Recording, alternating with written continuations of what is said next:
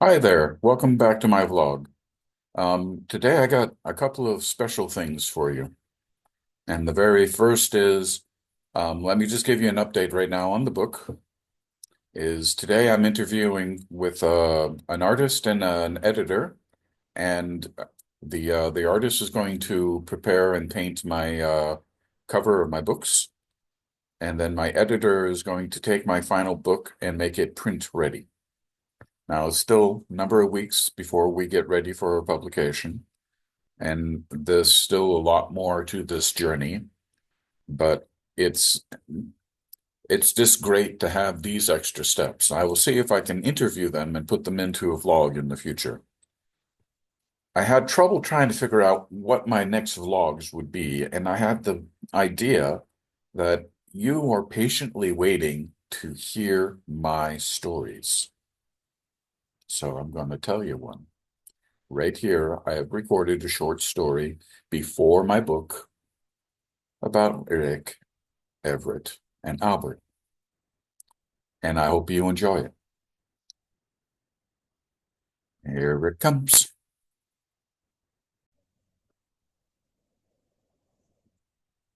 The depths of grief.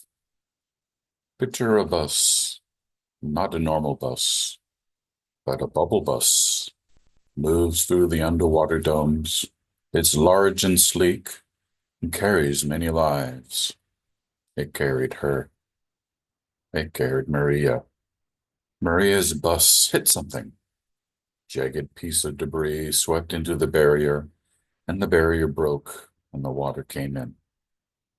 Maria's voice, warmth on her in her smile, and her stories of stars, all gone.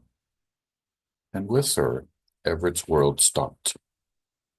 He was 9 years old, a boy with white hair and white eyes, too small to understand all, but big enough to feel the loss. The water that drowned Maria also drowned his joy. Rick, his father, didn't fare better. A protectorate lieutenant, a man built strong and sturdy, crumbled under the grief. His shoulders stooped, his voice vanished. P. James's apartment felt hollow. No words, no life, just silence and shadow of the past. The world outside didn't care. The storms above raged on, lightning cracked, thunder echoed. Water swirled around New Madrid as if mocking their grief.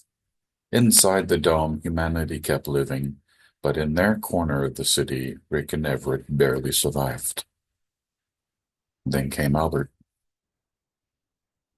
the brother, younger but bigger. He didn't speak much at first. He didn't need to. His presence was loud enough. His movements are sharp yet purposeful. A master of martial arts and discipline, he saw the ruins of his family and stepped in. Albert cleaned, cooked, stayed. In the silence, he made himself known. Bit by bit, the weight lifted, though not completely. He didn't try to fix them. He just refused to let them sink further. Everett clutched a photograph one night, a picture of Maria, her eyes bright and alive. She told me stories about the stars, he whispered, his voice cracked, small and broken. She loved you, kid, said Albert, voice steady. Sure. She'd want you to keep dreaming about those stars. Rick, distant and drained, broke down when Albert spoke to him. I don't know how to go on, he admitted. Words felt foreign to him, weak. You don't have to know. You don't have to know how. You just, said Albert, you just have to try. Together. The days got easier, though not easy. Albert moved in. The three filled the apartment now. It wasn't perfect. It was better. Rick started to look like himself again. He began to laugh, even if just once or twice. He told Everett stories about Maria, her quirks, her brilliance, the way she lit up the room, and Everett listened. One night they sat together for dinner. Simple food, nothing extraordinary. But there was warmth, they shared meal, laughter, connection. Everett looked at Rick and Albert. His white eyes shimmered under the light, and for the first time since Maria's death, he smiled. They were still broken in places, but they were together, and they were family.